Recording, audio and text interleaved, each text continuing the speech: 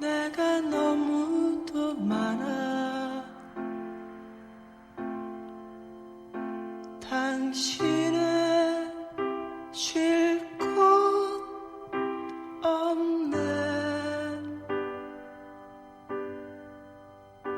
내 속엔 헛된 바람들로. 안녕하세요, 차인표입니다. 내 안에 또 다른 내가 있다. 내가 한 일이면서도 내가 이해할 수 없을 때 우리는 농담처럼 이런 말을 합니다. 내가 뭐에 쓰였나 봐. 그런데 말이죠. 만약에 말입니다. 내 안에 정말로 내가 모르는 그 누군가가 있다면, 그 누군가가 내 몸을 통해서 30분 전에 한 일을 내가 지금 기억할 수 없다면. 지난 98년 3월 엽기적인 살인사건이 일어났습니다. 한 남자가 보험금을 타내기 위해서 평소에 친하게 지내던 동네 친구에게 자신을 죽지 않을 만큼만 때려달라고 부탁을 합니다. 그리고 그들은 자신들이 공모한 범행을 비디오로 찍습니다.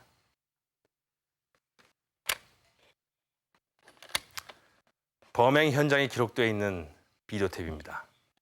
그런데 이 비디오 테이프에는 도저히 납득할 수 없는 충격적인 영상이 담겨져 있습니다.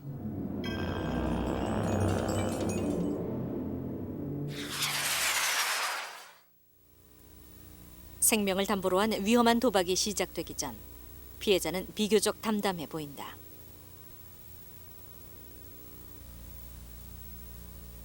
그리고 비디오에 찍힌 또 한 사람, 피해자와는 형 동생하며 지내는 동네 청년이다. 잠깐만요. 한 3분 정도만 참으세요. 그는 피해자에게 깍듯한 경어를 사용하고 있다. 발 잠깐 들어보세요. 그런데 범인이 돌변하기 시작한다. 얼굴을 가리고 난 직후였다. 너 죽이려고 왔은 게. 그러더니 살인 현장과 어울리지 않는 알 수 없는 말을 하기 시작한다. 너 내가 왜 시동 줄 알아? 너같이 마누라 고생시킨 놈들 죽이러 오는 사람이. 나 너 도와주려고 무지 노력했어. 너 1년을 넘게. 나 너 좋아해. 너 지금 내 나이가 몇 살인 줄 알아? 자그마치 120살이야. 너네 집이 많이 도와줬으면 아침밥은 3시간에 줘야지. 내가 무슨 개냐? 개야? 결국 처음 약속과 달리 그는 끔찍한 살인을 저지르고 만다. 범인은 왜 돌변했을까? 심리 전문가들에게 범인의 알 수 없는 말과 행동에 대한 분석을 의뢰했다.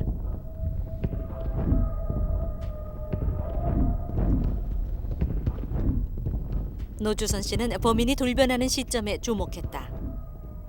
지금 비디오에서 실은 묶어놓고 난 다음부터 바로 그 공격적인 행동을 보인 게 아니라 실제로는 얼굴에 비닐을 씌워서 테이프로 감은 다음부터 공격적인 행동이 나오고 어떤 변화하는 모습을 보였다는 점이 저는 이제 좀 중요하다고 생각을 하는데요. 왜 그러냐면 소심하거나 내성적인 사람들 혹은 어떤 사회공포증이라든가 이런 정신과적인 장애를 보이는 사람들은 눈 마주침을 제대로 못하는 경우들이 매우 흔하다는 거죠.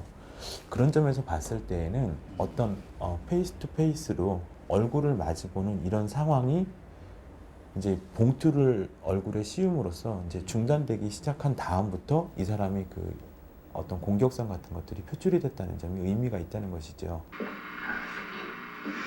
그렇다면 움직일 수 없는 범행 증거인 비디오를 범인은 왜 끄지 않았을까? 자기가 현실 사회에서는 이루지 못한 자기가 완전히 통제하고 지배하는 그 모습들을 간직하고 싶고, 또 이 사람은 그대로 놔뒀으면 아마 미국이나 외국의 경우에 비춰보면 연쇄살인범이 되었을 가능성이 상당히 큽니다.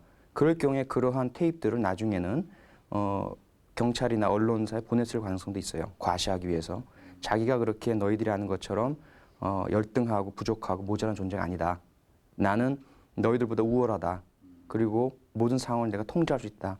이런 걸 과시하기 위해서 아마 남들에게 보여주고 싶은 욕구가 분명히 있었을 것이다라고 생각됩니다. 그의 두 얼굴은 어디에 숨겨져 있었을까?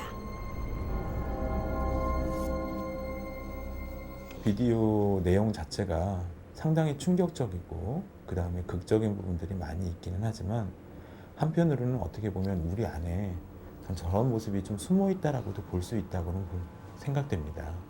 그러니까 지금은 너무도 극적이고 드라마틱하게 드러났을 뿐이지 우리 안에는 실은 숨겨진 많은 다양성들이 있거든요. 아무리 정상적인 성인이고 건강한 성인이라고 해도 어느 한 부분은 내가 인정하기 싫은 나의 모습이라는 게 있다는 것이죠. 잠깐만요. 한 3분 정도만 참으세요. 죽어 있다. 너 같은 살 필요가 없어. 너 같은 놈들이 많으면 많을수록 대한민국에 나 같은 고아가 태어나. 응? 너무 참.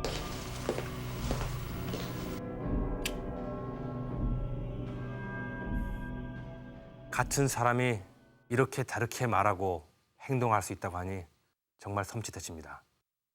더군다나 그 범인은 평소에 말이 없고 얌전한 사람이었다고 하니 더욱 놀랄 뿐입니다. 여러분은 다중인격이란 말을 들어보셨습니까? 한 사람의 몸 안에 여러 개의 인격이 존재한다는 겁니다. 그 각각은 이름도 다르고 나이도 다릅니다. 다시 말해서 평상시에는 점잖던 청년이 갑자기 어리광 부리는 소년으로 돌변한다. 뭐 그런 식입니다. 여기서 중요한 것은 한 인격이 다른 인격이 한 일을 모른다는 사실입니다. 도대체 어떻게 그런 일들이 가능할까요? 그들은 정말 한 사람의 몸을 여러 사람이 나눠 쓰는 걸까요?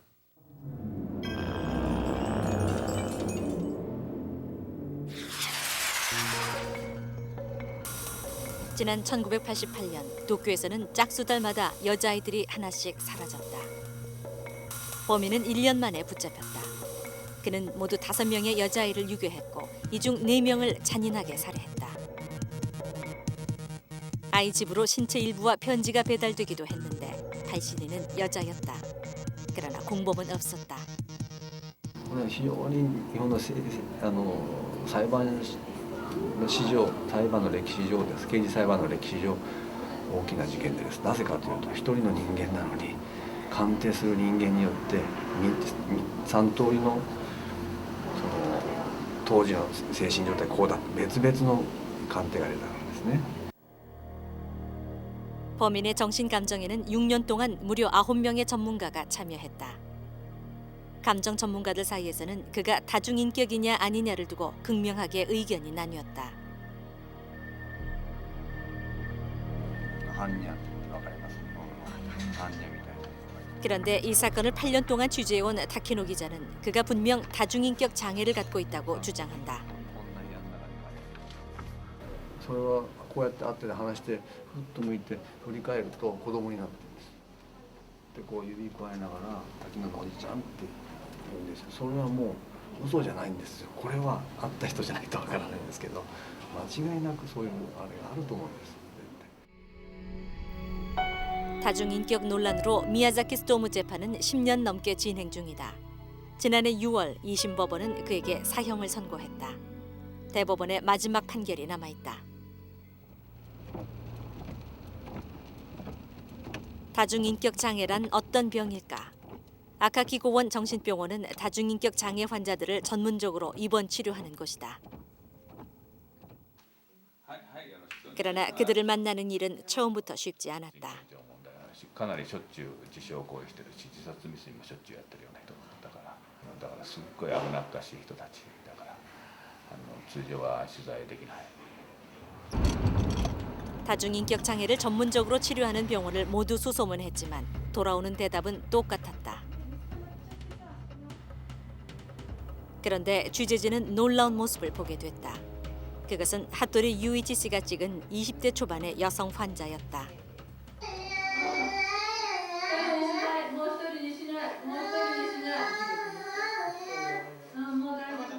화면 속의 그녀는 손발까지 오므린 채 울고 있었다. 그러나 역시 촬영은 할 수 없었다.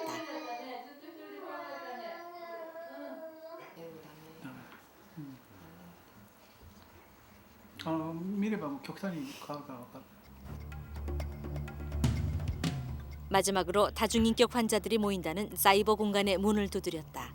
그리고 그들에게 편지를 띄웠다. 숨은 존재로 살아가는 그들. 그들은 정말 여러 개의 인격을 가지고 있는 것일까? 기다려보는 수밖에 없었다. 취재 사흘째 리쿄대학의 마치자와 교수로부터 연락이 왔다. 한 환자가 취재에 응했다는 것이다.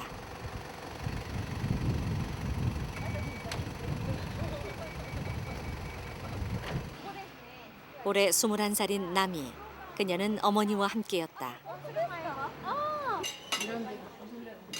딸의 힘든 싸움을 지켜봐온 어머니는 이 병을 세상에 제대로 알려달라고 부탁했다.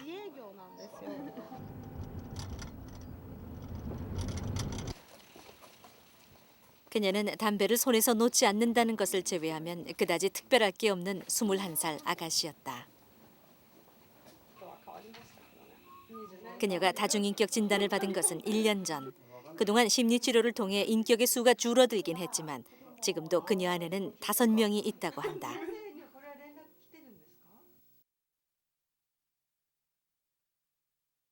今はどなたになってるんですか？今は、うちらの中じゃアスカって呼ばれてる。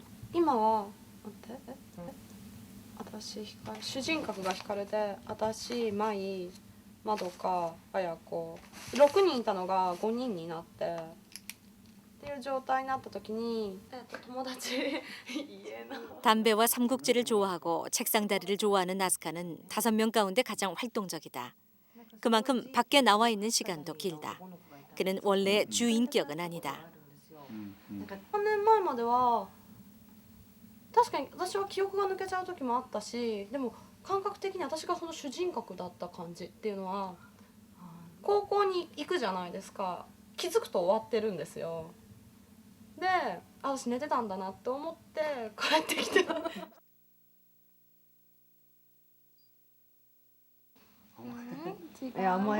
그녀가 갑자기 어리광을 부리기 시작한다. 엄마의 손을 놓지 못하는 아이. 분명 조금 전에 그녀와는 달라 보였다. 私のことアスカちゃんから聞いてます？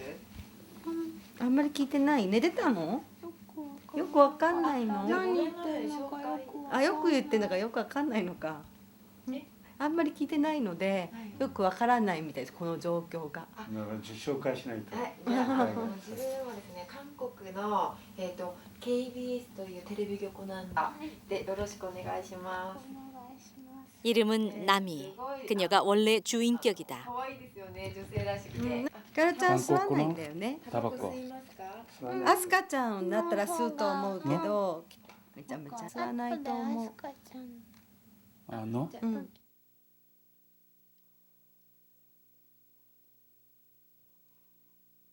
ちょっとまどかちゃんにも性格とか。 마도카는 15살 말괄량이다.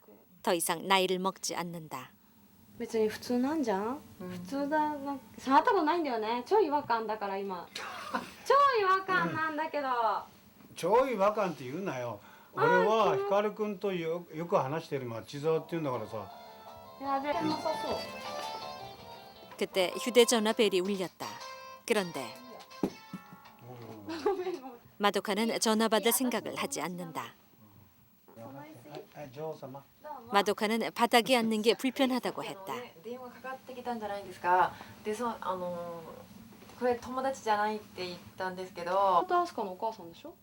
그녀에게 어머니에 대해 물어봤다. それがね、そう前の先生にも突っ込まれたんだけど、すっごいね変な感じなの。っていうとショックがあるからあんまり言わないようにってアスカに言われてんだけど。いいよママになったけど。いいよ。いやはい。じゃあレンタルママ。レンタルママ。じゃあまどかちゃんのママはどこにいるんですか？それがね考えたことないのね。みんな他の子ってどうなってんの？他の子のお母さん。こんばんは。初めてですね。はい。다소곳하게 첫 인사를 건네는 또 다른 한 사람. 그녀의 이름은 마이였다. 女らしく見えるんですけど、どういう性格？ 합리적이고 이성적인 그녀는 꼼꼼한 일 처리가 필요할 때만 나타난다고 한다. 다중인격을 진단받기 전에 이들은 서로의 존재를 전혀 몰랐다. 여리고 귀여운 나미가 원래 주인격이다. 진단을 받은 후에야 이들은 서로의 존재를 인정하게 됐고 지금은 인격들 간의 의사소통까지 가능한 상태다. 多重人格つまり乖離性同一性障害が生じた頃は初期の頃は主人格は主人格交代人格の世界は交代人格の世界でパンと分かれてるんですよ。だから主人格は交代人格のことを知りませんもん一切。で交代人格は主人格を知ってるんです。そして交代人格も知ってる。だから交代人格だけが全体を分かるんです。主人格と交代人格の世界を。 先生、じゃあちょっと調子が悪そうなので先に帰りますけど。 지금 그녀는 아스카다. 공연이 기분이 나빠진다며 서둘러 일어서는 길이다. ちゃんと。まだ来たばっかだもん。そうだよね。歴史がない。メモっといてくださいよ。二度話すのは嫌なんで。分かったよ。はいよ、お願いします。すいません。じゃあ、お先に失礼します。あ、なんかあげようか。なんかあげようか。 마치자와 교수가 그녀에게 선물을 주겠다며 붙잡는데 바로 그때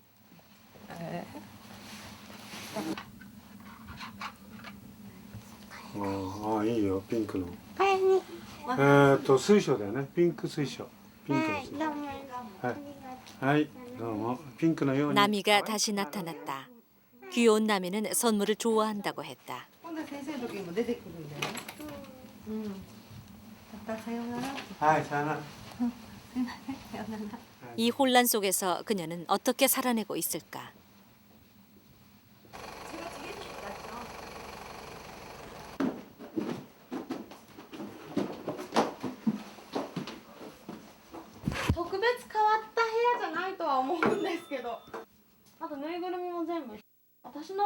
집으로 찾아간 취재진을 맞은 건 아스카였다. これが好みだったりとか。スカート類はほとんど光るかな。こういうのとか。 오른쪽이 나미일 때 입는 옷이고 왼쪽은 아스카일 때 옷이다. 私の方が動きや苦痛はないんですけども、どちらかっていうとアクティブだったりスポーツがねできそうなこういう方が好きなんで、まあいいと思いますけど私が着てるわけじゃないんでと思ってます。時私は横で見てるんですよ。の動きとか仕草とか見えるし、だからやっぱり自分な気がしない。双子の妹みたいな。 그녀 안에 5명이 함께 사는 방. 좋아하는 물건도 다르고 취향도 다르지만 나름대로 질서가 있는 듯했다. 그들이 가장 걱정하는 건 아야코다. 지난해 남자친구와 싸우면서 처음 나타났던 아야코는 아주 폭력적이다. 그 후로는 아직 나타난 적이 없지만 앞으로의 일은 아무도 장담할 수 없다. 人格の中で危ない子は協力して力を抑えるっていうのをやってるんで、実質4人で4人だったらまだ生活できるんですけども、これから増えるようになると大変だなっていうのと、やっぱり誰かに暴力振るわれてその時に綾子が切れちゃってね、あの勢いだと差しかねない勢いだから、それでね警察沙汰とかになるのも怖いし。 취재진은 이제 조금만 지켜보면 그녀가 누구인지 눈치챌 수 있었다. これがお気に入りのパジャマなの。 꽃무늬 잠옷으로 갈아입은 그녀는 분명 나미일 것이다. スカちゃんの趣味？ 이 책은 그러면 조금 전 아스카가 읽던 본 삼국지. 기억이 있어요? この本は読んだことありますか？ない。 이런 책 싫어해요? 삼국지? 三国志とかあんまり好きじゃないんですか？あんまり難しくてよくわかんない。だけ取るのは難しいかな。難しいですね。怖がりさんっていうか人見知り屋さんだから。一人じゃ嫌だよね。 주인격을 강하게 만드는 게 다중인격 치료의 목표다. 하지만 주인격이면서도 겁이 많은 나미는 요즘 숨어 지내는 시간이 점점 늘어나고 있다. 大丈夫大丈夫大丈夫まあこれ着替えた方がいいよ光大丈夫ねピンクのせてちゃダメ 지금은 아사카짱인가요? 아사카짱? 今アスカちゃんです 아사카짱? はい 아, 인격이 뭘까요?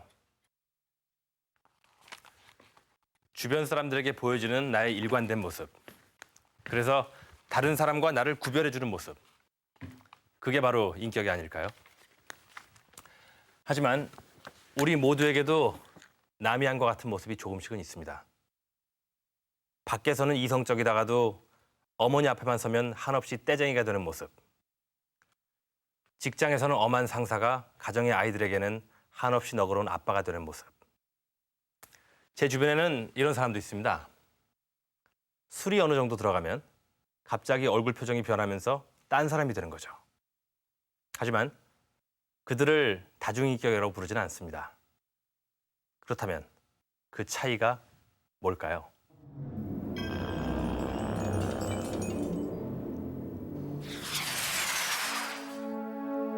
다중인격 장애 환자 안에는 둘 이상의 인격이 존재한다.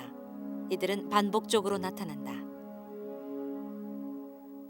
그들은 모두 독립된 이름과 나이를 가지고 있다.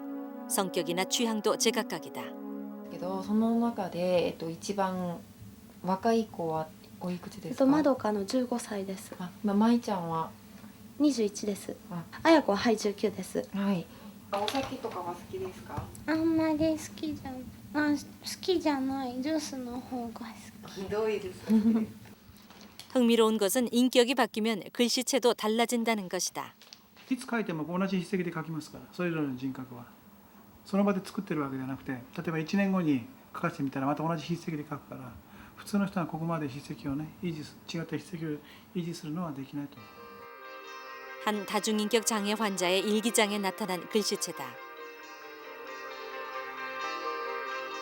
편지 쓸 때는 사인도 달라진다.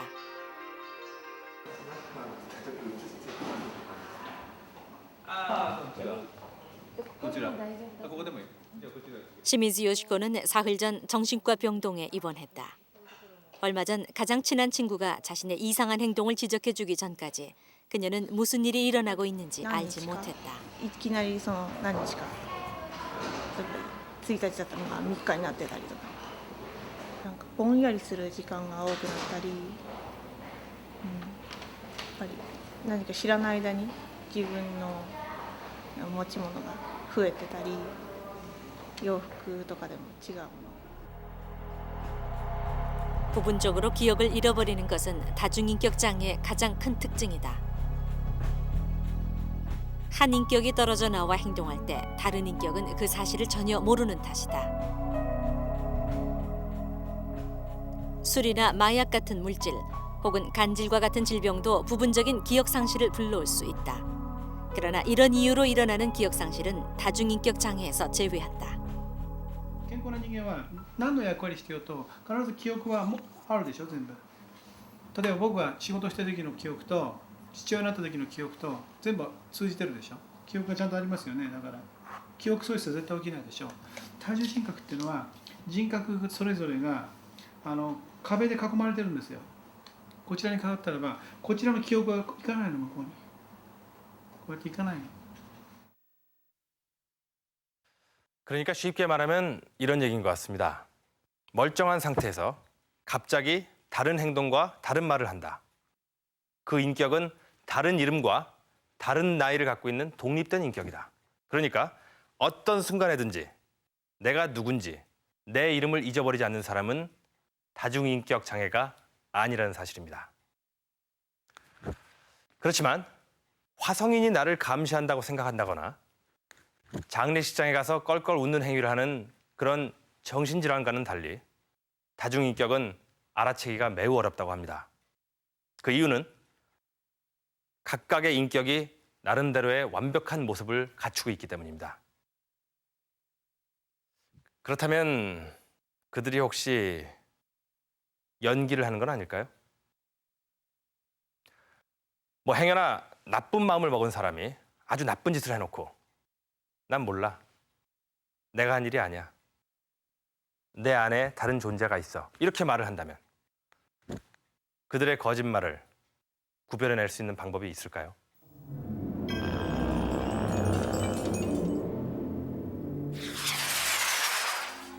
이제까지 국내 학회에 공식 보고된 다중인격 사례는 단 2건에 불과하다. 그 가운데 한 환자의 기록에서 취재진은 이상한 점을 발견했다.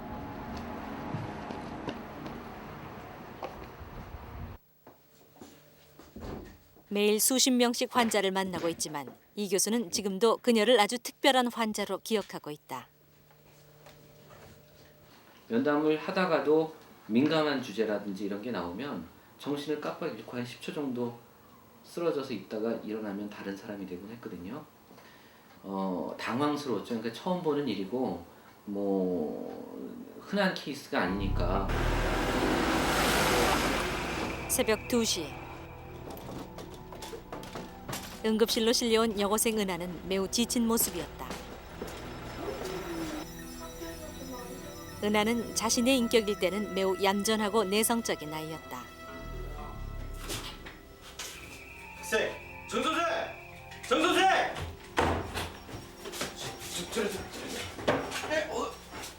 선생님 편히 되는 거죠? 그러다 잠시 기절한 후 깨어나면 그녀는 더 이상 얌전한 은하가 아니었다. 담배 하나만 줘. 영호라는 남학생이라고 했다. 우리 은하는 아무 잘못도 없어. 빨리 풀어주란 말이야. 나! 얼마나 거칠었던지 의료진들도 쩔쩔맸다고 한다. 그러다가는 또 정신을 잃고 이번엔 어머니의 목소리로 은하를 살려달라고 애원했다. 선생님, 우리 아이는 착한 아이예요. 우리 은하 착하단 말이에요. 선생님. 때로는 몇 시간, 때로는 반나절 넘게 먼 길을 돌아와서야 은하는 원래 모습으로 돌아왔다. 하지만 자신의 이런 모습을 그녀는 전혀 기억하지 못했다.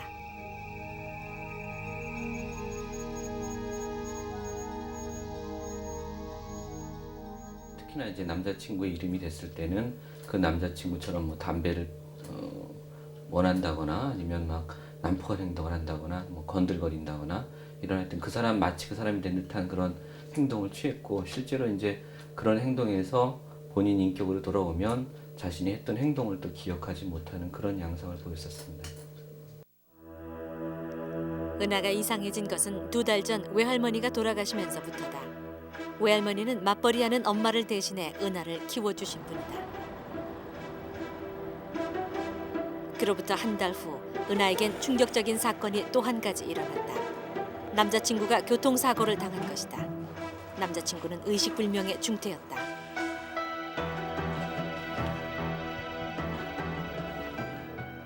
자기가 정말로 마음의 의지를 그리고 자기가 그 위안을 삼아오던 두 존재가 갑자기 상실됐기 때문에 그런 마치도 이렇게 옷을 갑자기 한겨울에 옷을 다 벗은 거나 마찬가지가 됐던 거죠.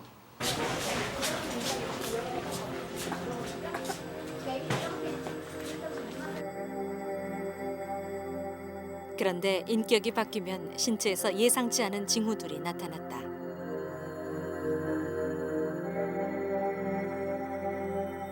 은하는 병실에서 혼자 뭔가를 쓰곤 했는데 왼손잡이인 그녀가 오른손으로 글씨를 쓰고 있었다. 영호라는 남자 인격은 왼손으로 글씨를 쓰지 못했다. 약효가 잘 듣던 약도 인격이 바뀌면 효과가 떨어졌다. 이번 열흘째 인격이 바뀌자 갑자기 피부에 심한 발진이 돋았다. 전에 없던 아토피 피부염이었다. 여러 가지 인격을 돌아가면서 보일 때 그럴 때 당시 찍은 뇌파인데 뇌파를 보시면 이렇게 그 뇌파와 뇌파 간격 사이가 굉장히 그 먼 서파 형태를 보입니다. 그래서 대개는 기질적인 문제가 있거나 이럴 때 뇌파가 굉장히 당시 뇌 사진을 찍어봤지만 아무런 이상도 발견하지 못했다. 파장이 불규칙하고 느린 서파는 정상인에게서 잠잘 때만 나타난다. 깨어있을 때 서파가 나오는 것은 어떤 경우일까? 웨이브를 형성하니까. 성인에서 서파가 나오면 그건 뇌 종양이 있다든지 뇌출혈이 있다든지 또는 치매 증상이 있다든지 그런 환자에서는 우리가 서파를 흔히 발견을 해요. 정상 성인에서 각성시에는 서파가 나타나지 않고요. 왜 이상한 뇌파가 나왔을까? 그것은 현대 과학으로도 아직 완전한 대답을 하지 못한다. 그렇다면 다중인격의 연기가 아님을 보여줄 수 있는 보다 구체적인 증거는 없는 것일까? 그 다중인격 장애는 이제 학계에서 드물긴 하지만 가끔 보고가 되고 있고, 사실 이 다중인격 장애가 정말 그 존재하는 것이냐 하는 데 대해서 의문들이 상당히 많았습니다. 근데 이제 재미있는 연구가 있는데 뇌파 중에서 그 유발전이라고 하는 것이 있습니다. 유발전이란 자극을 줬을 때만 나타나는 뇌의 전기 신호다. 자극에 대해 모든 사람은 각각 다른 전기적 반응을 보인다는 것이다. 30개 이상의 인격을 가진 다중인격자 토니를 상대로 미국의 푸트남 박사는 인격이 변할 때마다 똑같은 자극을 주고 이때 생기는 유발전이를 추적했다. 그 결과 토니 안에 있는 각각의 인격은 똑같은 정보를 다르게 해석하고 있었다. 즉 토니 안에는 각각의 다른 인격이 자리 잡고 있었던 것이다.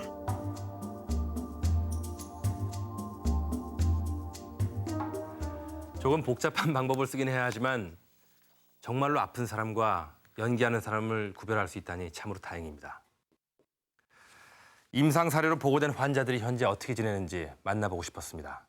하지만 정신질환 환자들에 대한 사회적인 편견 때문에 의료진은 그들의 개인 신상은 물론이고 논문에 나와 있는 과거 병력조차도 밝히지 말아줄 것을 요청해 왔습니다. 현재까지 나와 있는 다중인격의 치료 방법은 최면 치료로 끊어진 기억을 되살려서 이어주고 심리 치료로 본래의 인격을 더욱더 강하게 만드는 방법, 이것밖에 없다고 합니다.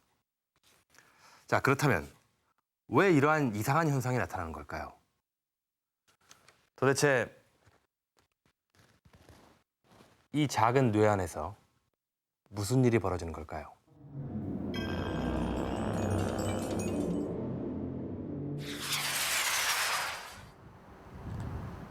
뉴욕 롱아일랜드 숲속의 작은 집.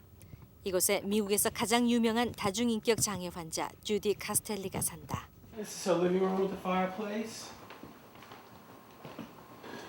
Judy is all over the place and does everything. She writes, she makes films, she's publishing books, doing art, singing, playing music. What's her profession? Like exactly? She's had many. She was a singer and a songwriter in the 60s and 70s. She's a poet. She's a writer. She's an artist. 주디가 그토록 열정적으로 일할 수 있는 것은 몸 안에 함께 사는 인격들 덕분이다. 주디의 몸 안엔 모두 44개의 인격이 살고 있다. 그들의 에너지를 모아 창조적인 예술 작업으로 승화시키고 있는 것이다. 함께 어울려 밝은 곳으로 나가려는 얼굴 없는 사람들. 44명의 주디는 자신이 그린 그림처럼 어둠 속에서 빠져나오려 애쓰고 있다.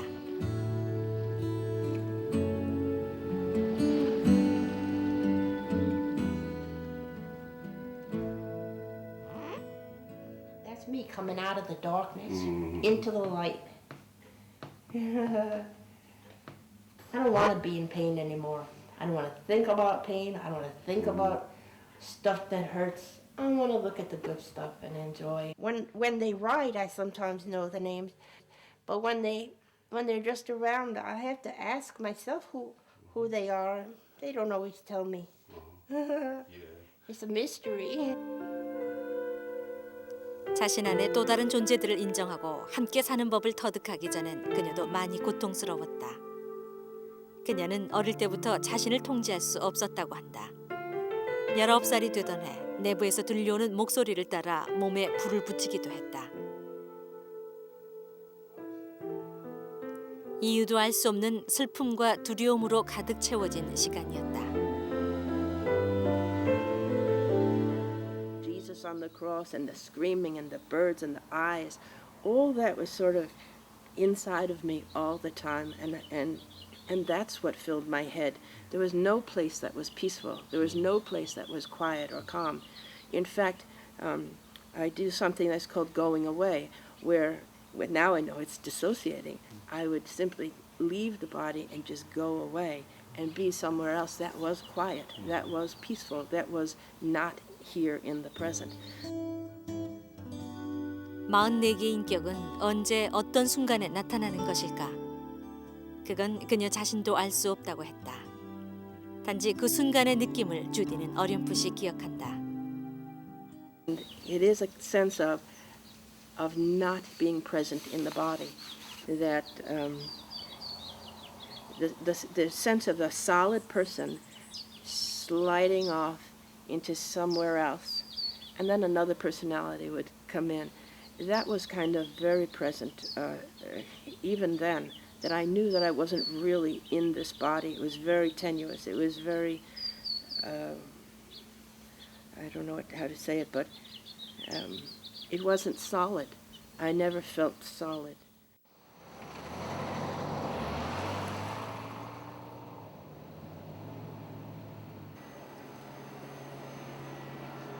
샤이 박사는 인격의 전환이 이루어지는 순간 뇌에서 일어나는 구체적인 변화에 오랫동안 매달려 왔다. 그리고 지난 99년 그 순간을 포착하는 데 성공했다. We can learn the brain function while the patient is switching from one personality to the other personalities. In this case, we find in the brain a structure called hippocampus has decreased function when the patient is switching from one personality to the other personality.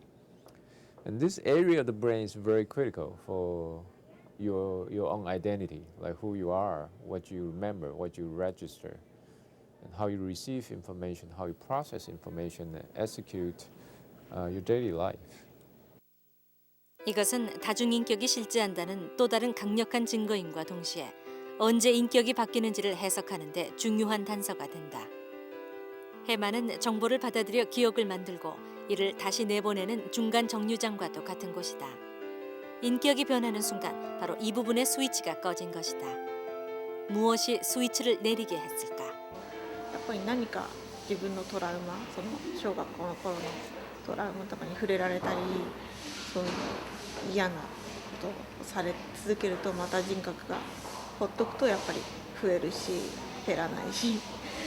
多重人格の人、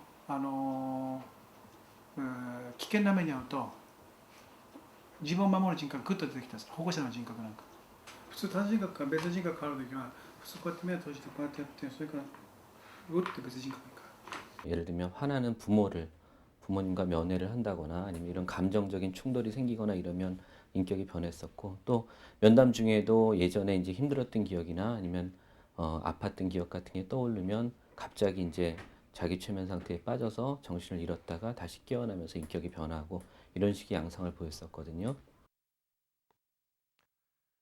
다중인격자들은 한결같이 고통스러운 기억을 떠올릴 때 새로운 인격이 나타났다고 했습니다. 그리고 뇌사진으로도 기억을 관장하는 부위가 관련돼 있는 것으로 나타났습니다. 그렇다면 고통스러운 기억이 또 다른 인격을 만들어냈다는 추리가 가능해집니다. 이것은 미국에서 다중인격 장애로 의심받는 12명의 살인범을 관찰한 논문입니다. 이 논문 역시 이러한 추리를 뒷받침해주고 있습니다. 살인범들의 과거력을 조사해본 결과 12명 중에 11명이 아동기 때 심한 학대를 받았다고 합니다.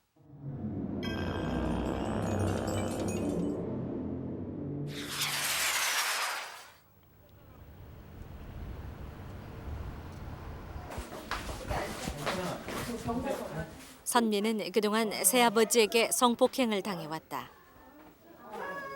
어리광도 잠시 선미는 놀라운 말을 아무렇지도 않게 내뱉는다. 물어보기로 했잖아 선생님이. 나 이거 다 잘랄래. 뭐라고? 다 잘랄래.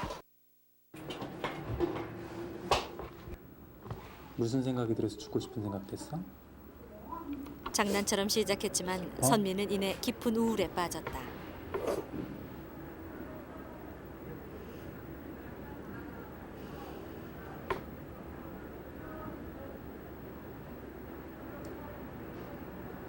엄마한테 말하면 안 되는데 뛰어내리고 싶어.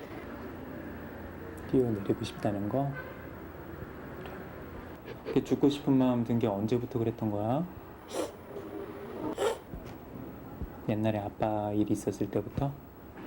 그래. 많이 슬프구나. 슬픔은 분노로 바뀌었다. 아빠 하면 무슨 생각이 떠올라? 깡패, 깡패야.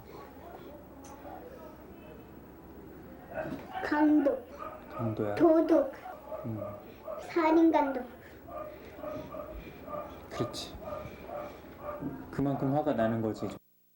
그지? 그렇게 나쁜 짓을 했지?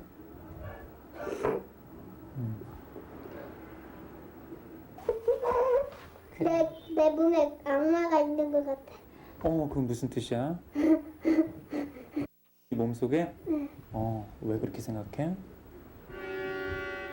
걔 하나 때문에 내 몸에 악마가 있는지도 몰라. 왜? 몰라요. 그럼 잘 모르겠어.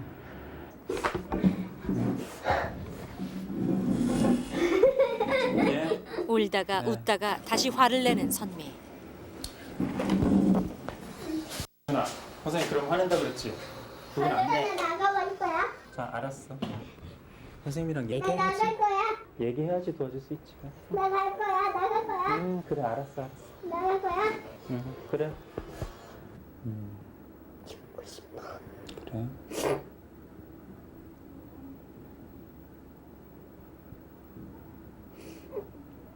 화가 많이 났구나. 내가 이렇게 살아서 뭐해? 차라리 죽어야지.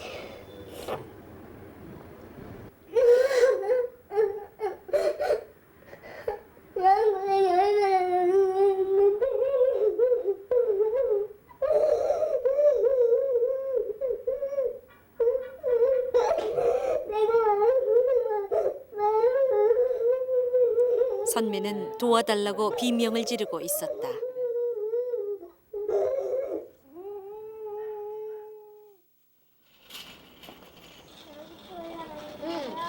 주재진은 선미에게 남겨진 상처의 흔적을 찾아보기로 했다. 혈액 검사와 뇌기능 검사를 실시했다.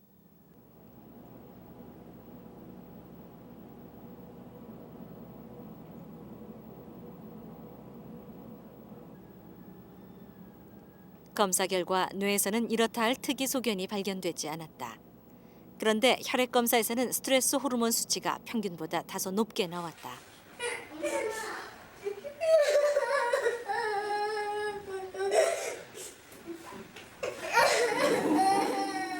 스트레스가 없어도 있는 것처럼 몸이 예민하게 반응하고 있다는 뜻이다.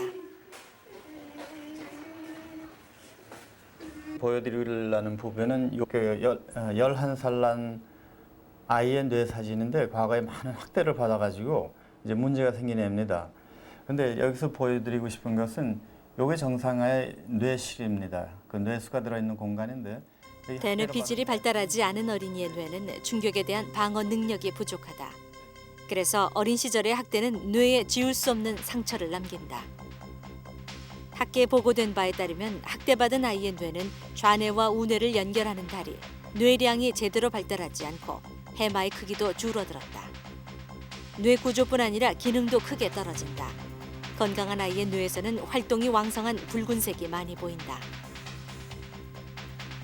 오른쪽은 출생 직후 고아원에 보내진 루마니아 아이들의 뇌 사진이다. 붉은 뇌가 현저히 줄어있다. 특히 전문가들은 기능이 떨어진 측두엽 부분에 주목했다. 기억장치인 해마가 바로 그곳 안쪽에 있기 때문이다. If you somehow have this part of brain damage, then your memory is gone. If you don't have a memory where you are, who you are, what you are doing, yes, in that time you're losing yourself. 다중인격 장애 환자들은 모두들 저마다 어린 시절의 아픈 기억들을 가지고 있다. 그들이 왜 또 다른 인격을 만들어냈을까? 그 참혹한 고통에서 살아남기 위해 내가 아닌 또 다른 존재가 필요했던 것은 아닐까?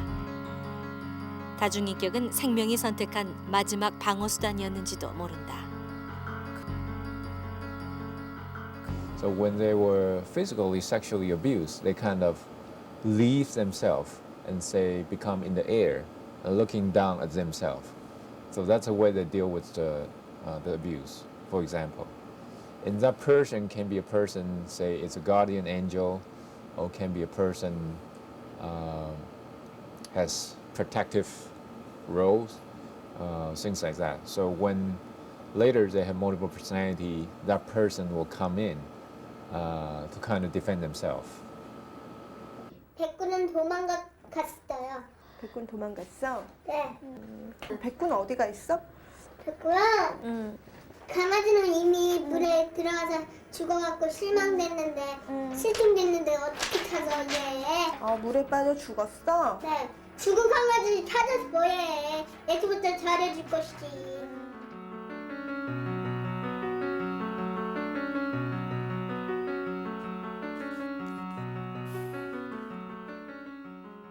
아동학대라는 것이 꼭 성적 학대만을 의미하는 것은 아닙니다.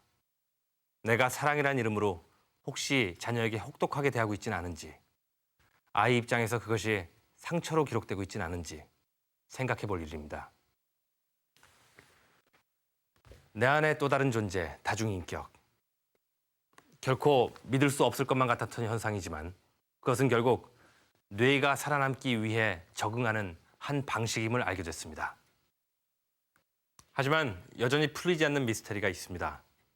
바뀐 인격은 도대체 누군지, 어디서 어떻게 만들어지는지, 그리고 어떻게 그런 일들이 가능한지. 알고 있는 것보다는 모르는 것이 더 많다는 사실을 우리는 인정해야 할 것 같습니다. 보이는 것만이 우리가 사는 세상의 전부는 아니니까요.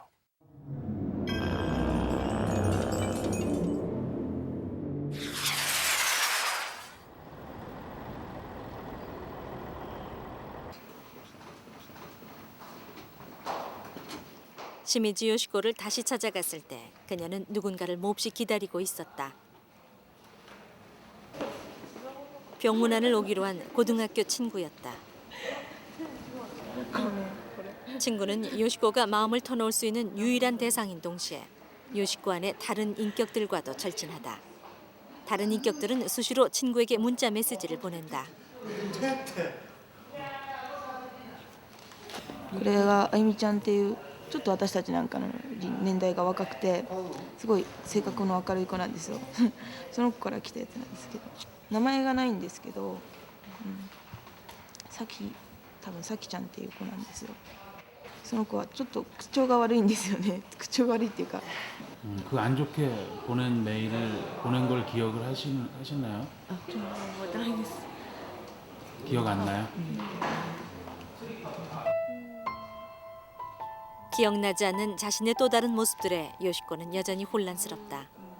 그녀 안에 또 다른 존재가 생긴 것은 집단 따돌림을 당했던 초등학교 시절부터다. 부모님에게 도움을 청해봤지만 그저 견디라고만 했다. この人たちが生まれなかったらこの子はここまで来れなかったかもしれないそういうすっごく大切な人格たちなんです。で変わっても変わらなくてもその人であることには変わりがないんですよ。 친구를 만나고 나서 요시코의 표정은 전보다 훨씬 밝아졌다. 어떤 상황에서도 내 편을 들어주는 친구가 있기에 이제껏 견딜 수 있었다. 이런 친구를 더 빨리 만났더라면 자기 안에 19명이나 되는 또 다른 친구는 필요 없었을지도 모른다.